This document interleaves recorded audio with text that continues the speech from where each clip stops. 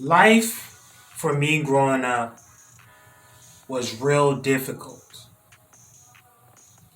The things that I survived as a child were things like that would blow your mind. Things of being hit in the head with like a plate. The type of abuse that I experienced was being whipped with the hedge trimmers, the hot curlers, that you put onto like the stove that women use to press their hair. And then not only that, the hot curlers that women use, the cord from that, I was whipped, brutally beat with that. Almost anything that was an object that pretty much was in the sight of my guardians, that was used for very harsh cruelty. There were things that was said to me like, you're dumb, you're stupid, you're not going to amount to anything, you're not going to be anything when you grow up, you're going to end up in a psych ward. Those were some of the things that I experienced. There were even times, a lot of times, where I was going days without eating. There were some incidents where I went more for like over 2.5 weeks without eating, so much so to the point whereby my lips would turn pale. There were times where I was passing out. There was also times where when I got sick, there was no following up with the doctor. There was no doctor's appointments. There was no, oh, we need to make sure that we follow up. There was none of that. None of that existed as a child. None. No, we're going to do a checkup. No, we're it was straight, strict, harsh, brutal abuse. I can even recall a time where I was pushed and shoved into a china cabinet set. Yes, a glass china set. When I said earlier that almost anything that was used in sight as an object to cause physical harm, I'm telling you, that is exactly what happened. Anything that was like a dish, a cup, a glass, anything that had cords to it, I have experienced that. There were times where even if I threw up, there was nothing provided to help clean up or to make sure that that wouldn't happen again. As I began to transition into adulthood from the year 2005 to when I personally got kicked out of the door, thrown out onto the streets, there was a lot of things that I had to learn that I did not know and should have known from when I was younger. I didn't have that traditional, that opportunity to go to high school and, I didn't have that opportunity to where I could step foot into a public school. Yes, I was taught how to read and write, my numbers and colors, But as someone who was, according to the law of age, I did not have anything that demonstrated that I had those skills. So I had to, as time continued to pass by, of going from shelter to shelter, going from different types of programs to try to get sustainable, strong, firm housing. This became a much hard issue. This became a very huge issue for me. And there were some particulars that I had to deal with once I was thrown out of the house. I had a lot of health challenges. A lot of health challenges. Uh, when once I got into a transitional program, one of the requirements for the transitional program was is that I got a medical uh, a physical, was called as a physical evaluation.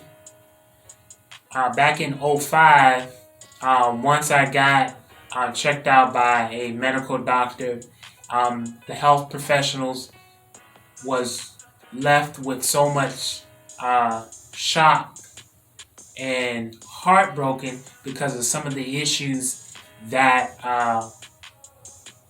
was discovered. I was under 80 pounds. When I got checked in, the doctor said that they did not know how I was able to still be standing. Malnutrition was discovered. Weakness, pain in the body. I really suffered with a lot of headaches, like terrible headaches. These were some of the things that have transpired over time.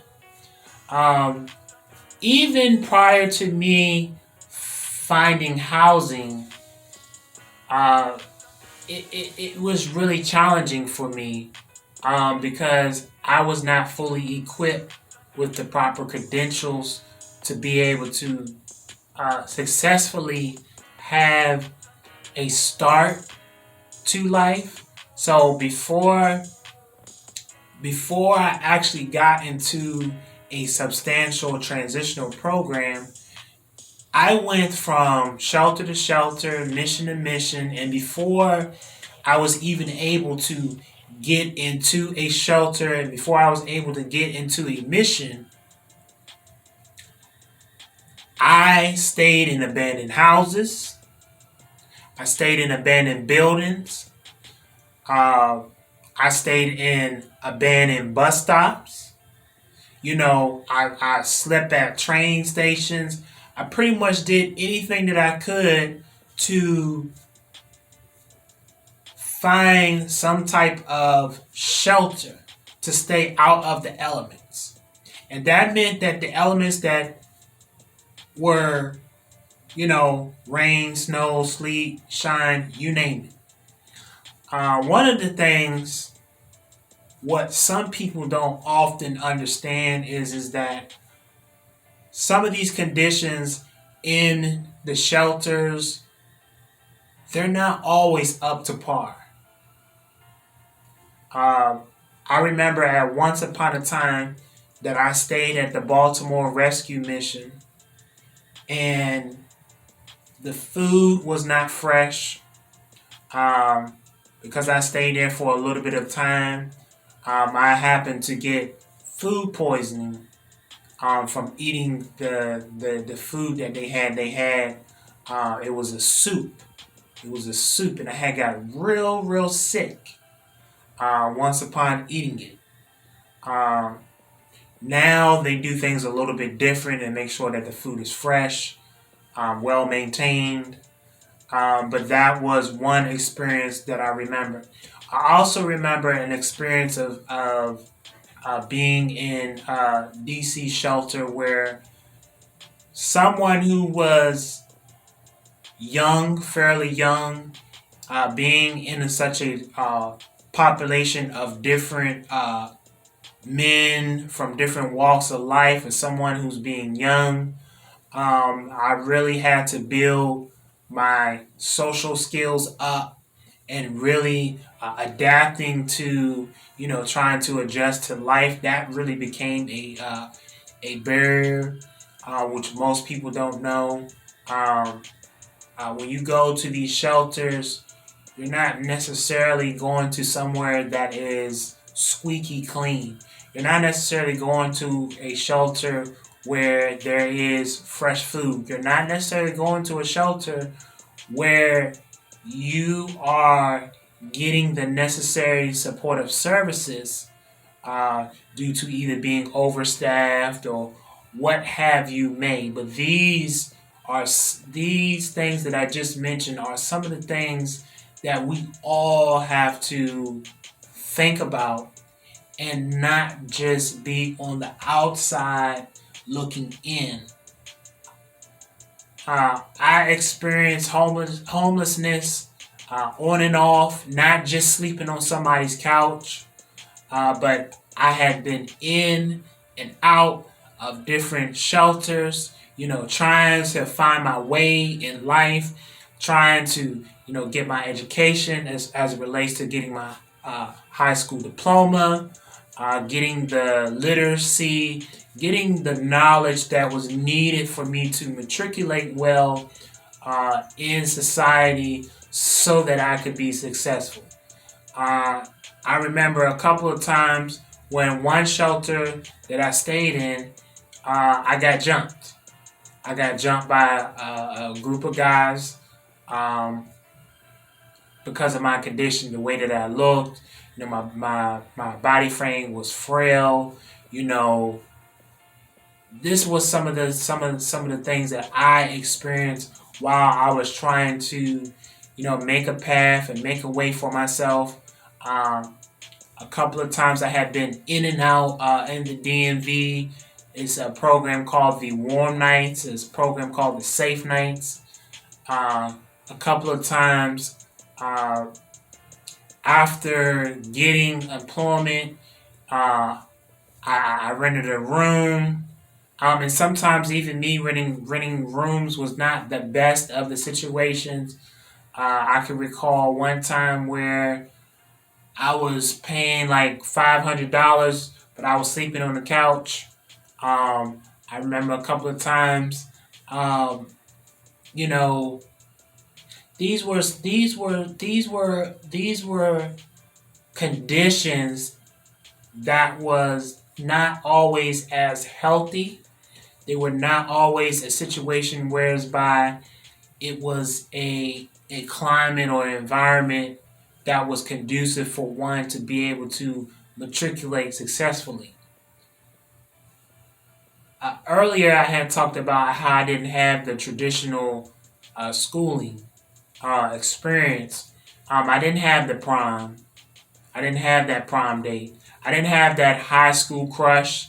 I didn't get a chance to experience that. Um, my upbringing, it was not one where I was even taught how to manage my emotions successfully.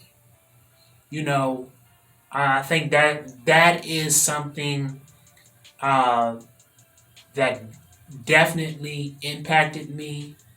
Uh, of course, over the years, I have sought to get some uh, help, counseling, to be able to get a better understanding on how to process emotions effectively and in a healthy way. Um, the abuse that I went through, like I said, I remember a couple of times where I was hit in the head with a cast iron skillet. Um, Even some of the vernacular that was told to me, because I was involved with what's called uh, kinship foster care. uh, and the language that was used was "you're nothing." There were words that was often referred to as him, nothing. These were the type of things that literally transpired from someone like myself.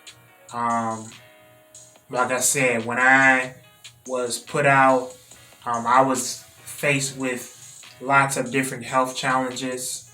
Um, that prior, if they were handled when I was way much more younger, uh, some of those challenges and those health challenges uh, I wouldn't even be experiencing today. Some of those health challenges that I experience today are things like scoliosis, scoliosis of the spine. That's the curvature of the spine. So there are days where I experience excruciating pain, and then not only that, having muscular dystrophy. That is like where your muscles feel like real weak. Certain um, uh, that's connected to like certain parts of muscles in your body that's closely connected to your skeletal system, your skeletal frame, diaphragm, particularly like in lower part of the arms. There are some days where uh, I go through pain. Um, There's some days where I do have certain challenges as it relates to migraines, being in the head and being in the eye. Uh, these were some of the things uh, prior. If they were checked at a way much earlier stance, perhaps I would not have be going through them uh, today. Um, things of being told that you're dumb, you're stupid, you're not going to amount to nothing, you're not going to be nothing. And there was always this guilt trip. Well, we the ones that decide to take you in. Uh, this defame, this dismissiveness to bring shame and condemnation and guilt. These were some of the things that I experienced. Um, you know, I'm shedding light on this issue because I don't really think that people truly understand in society. It's a lot of individuals that talk about the behaviors of youth. A lot of individuals talk about how that youth should take accountability for their behaviors, but I think it does a disservice to not also acknowledge the guardians, the parents, uh, putting that baton into their hands too, because they have such a pivotal part to play when it comes to raising children. You know, causing that mental abuse. Being dismissive. Not properly equipping youth to be uh, uh, given the proper tools that they need so that they can successfully succeed in life. You know, I'm sharing with you some of the things that transpired with me. Like I said, the abuse, the verbal abuse, the physical abuse, the different things that happened, the bare fist that was constantly used, the constantly being beat on the back. You know, these are the things that need to be talked about and put out there, because I know that some people look and they see the passion that I have when it comes to the homeless, houseless population because I experienced homelessness. I remember a time whereby when I got put out, it was very hard for an individual like myself to be able to get acclimated into like the transitional housing or the shelters because a lot of the rules and regulations were, you had to be someone that was of incarceration or someone that was on probation or someone that was, that had a drug problem. And so this transpired for quite some time, y'all. I even though, like I said, I had been renting rooms and staying with individuals and things like that. That was a journey. That was a journey, a very patient journey. In the midst of that, I guess you would say that, you know, because of my experience and the things that I have been through, talking about, the foster care, dealing with, you know, guardians that did not, teach the proper emotional intelligence, you know, dealing with the mental abuse, dealing with the physical abuse, you know, these are topics of conversation that have to be discussed and put out there, so that way we can try to connect the proper dots that need to be connected when it comes to understanding why the youth behave that they behave. We've got to make an understanding. We've got to make the proper connections.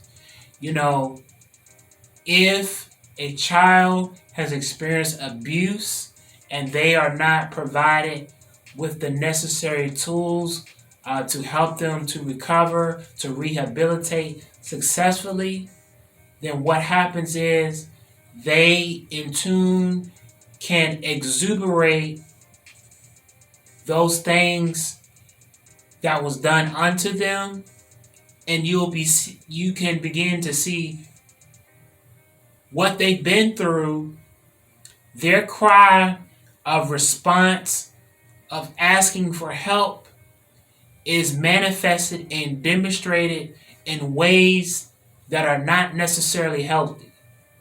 They may get involved with drug activity. They may indulge in uh, crimes. And no, these are not things to justify, but these are things that we must understand that propels a cause and effect.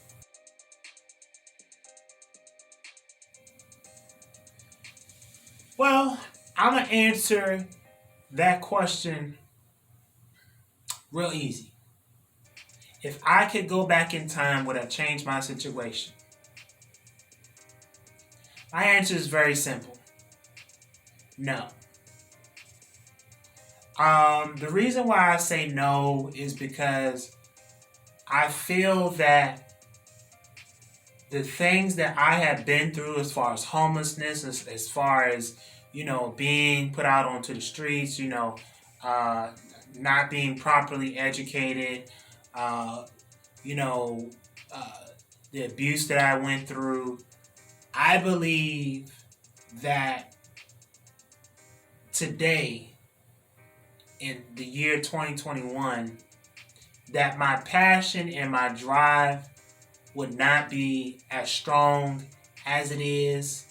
Uh, I believe that my experience taught me how to be a voice for those who are trying to find their voices and to be a voice for those who have been directly impacted. And I believe that because of my journey is the very reason why I am on the path that I am on today, to help be a bridge of inspiration and to be that mentor, to be that big brother, to be that shoulder of understanding, and to just be able to be a vessel of comfort, and just to be available to help bridge that gap, and to enlighten and to educate and to inform the community about having a better empathy, and to be a little bit more understanding. So my answer is nah, because if I didn't have that experience, I wouldn't be the person that I am today.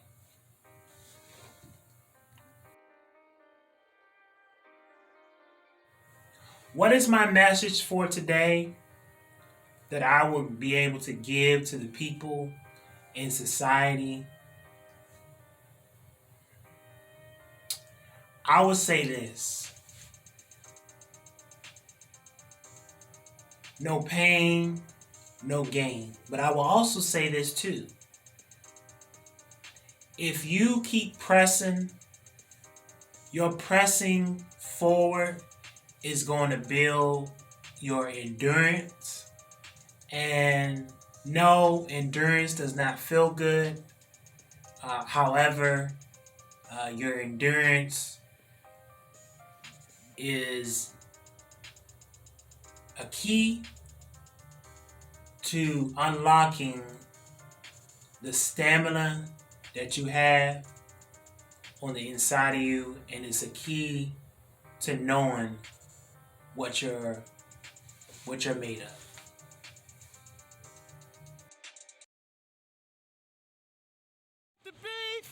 I am a advocate against gun violence.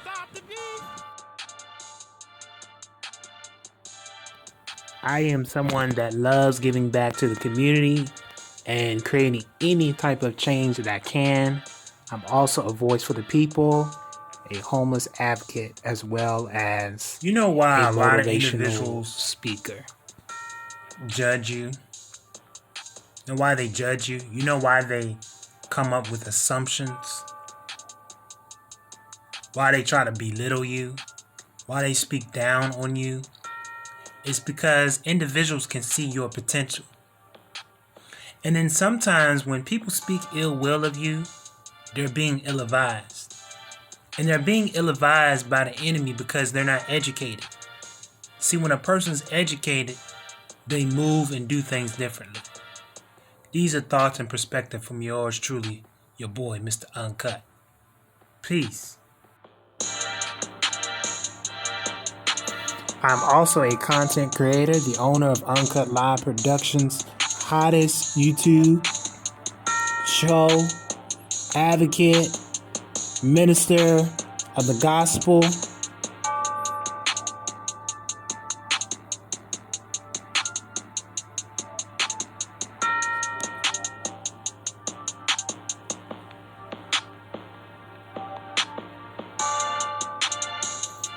And yes, the CEO of Uncut Live Productions and the pastor of Breath of Life Comes to Our Ministry.